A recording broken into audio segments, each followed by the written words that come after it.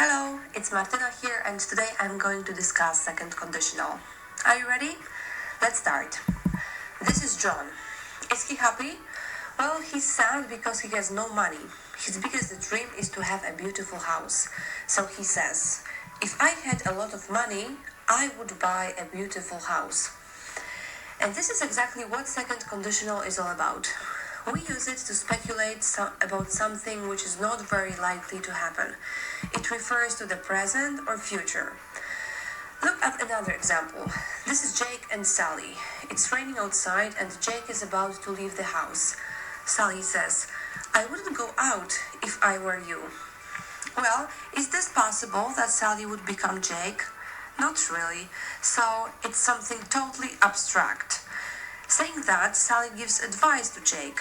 And this is another situation in which second conditional is used. So, we use second conditional to speculate about very unlikely situations or to give advice. Alright, now I'll go into detail with the form. So, as you've probably noticed, the second conditional sentences consist of two clauses. One of them is the if clause, in which a condition is presented. In other words, what has to happen in order for something else to happen. This clause consists of if and past tense verb. It can be either past simple or past continuous. As for the verb be, after I, she, he, and it, we may use was or were. There is no big difference. Then we have the result clause. Here we present the hypothetical outcome.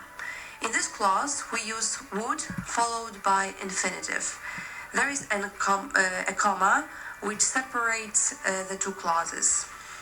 Let's look at the John's example again. He said, if I had a lot of money, I would buy a house.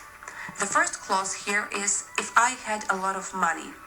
There is if and the verb had, which is the past form of have. And the second clause is I would buy a house. Would and infinitive. It is possible to start a sentence with the would clause. The only thing we have to remember about is that in that case we don't need comma. So it's totally fine to say I wouldn't go out if I were you, instead of saying if I were you, I wouldn't go out. Okay, now it's time for you to practice. Your task is to make a sentence with using second conditional for the situations I'll give you. As I give you the sentence, stop the video, write down your sentence, unpause, and check if your version is the same as mine. Ready? Okay, so number 1. I won't visit my cousin today because I don't have time. Now pause and think of your sentence. If I had time, I would visit my cousin today. Number 2, I won't buy this jacket because it's too expensive. I would buy this jacket if it wasn't or weren't so expensive. Number 3, I'm sorry, but I can't help you.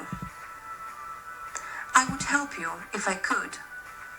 And number 4, I don't have a car, so I can't travel much.